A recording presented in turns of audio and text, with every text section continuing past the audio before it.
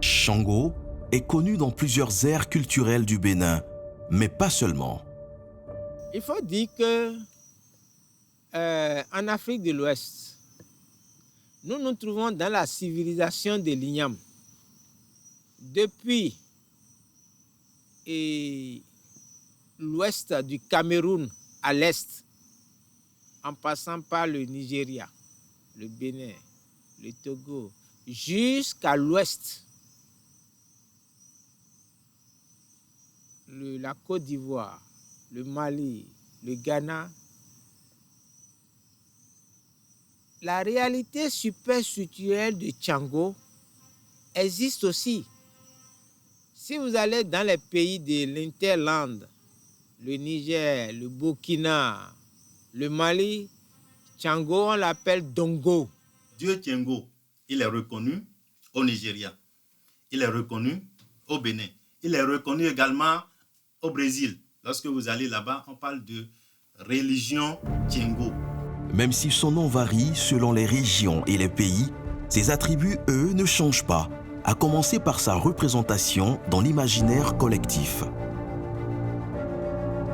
On décrit Tchango par un homme géant, les yeux rouges, terrifiants, et qui tient une hache à deux faces dans sa main. C'est un être de puissance. Shango, un être de puissance, qui a une particularité. Il n'exerce pas sa force au hasard. Lorsqu'il frappe, c'est toujours pour rendre la justice. Lorsque quelqu'un est venu chez vous, vous voler, ou bien quelqu'un a assassiné l'un de vos frères, vous pouvez prendre vengeance. Mais par vous-même, vous pouvez aller confier au dieu Tchango ces malfaiteurs-là. Et il revient maintenant à ce dieu de prendre vengeance. Et c'est pourquoi on dit Tchango n'aime pas l'injustice. Shango, une divinité qui n'aime pas l'injustice. Pour ses adeptes, il aurait déjà frappé de nombreuses fois dans la région, comme auprès de ce jeune homme soupçonné de vol.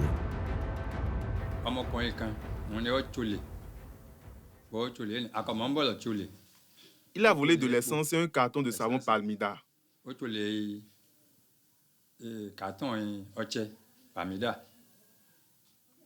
Il l'a ensuite revendu ici à Savay. Avec l'argent, il voulait se rendre au Nigeria. Et en chemin, il est allé dans une boutique où on vendait de la boisson. Dans la boutique, il a acheté à boire à certaines personnes. Et tous sont entrés se coucher. Donc, ils sont allés se coucher. Mais celui à qui ils ont dérobé les choses avait déjà demandé justice à Tchango. Ce n'est pas ici que ça s'est passé. Ce n'est pas à Savay ici qu'ils l'ont dénoncé à Tchango. On ne sait pas dans quelle ville ça s'est passé. Mais en tout cas, quand Tchango a agi, tous ceux à qui le jeune homme avait acheté à boire avec cet argent ont été foudroyés aussi. Ceux qui avaient mangé et bu grâce à cet argent sont tous morts. On raconte aussi que la foudre mortelle de Shango se serait abattue sur un autre homme qui avait pour habitude d'user de ses pouvoirs mystiques contre ses voisins. Tchango peut intervenir pour sanctionner un délinquant social, par exemple, qui utilise un talisman pour commettre des forfaits, pour intervenir dans le destin de ses voisins. Et dans un village, il y a un monsieur comme ça qui a un talisman et qui fait ça. Tchango est intervenu 3 fois sous la forme d'un homme qui allait voir le délinquant pour lui demander de lui remettre le talisman. Le délinquant lui a signifié qui et lui a demandé qui il est et que lui n'a rien. La 3e fois, Tchango a tonné, la foudre est tombée et cet homme-là a été foudroyé. Son corps était dans la rue et Tchango a pris le talisman dont il se servait pour ses forfaits et l'a déposé sur sa poitrine. Ce serait donc pour établir la justice que Shango foudroierait ses victimes.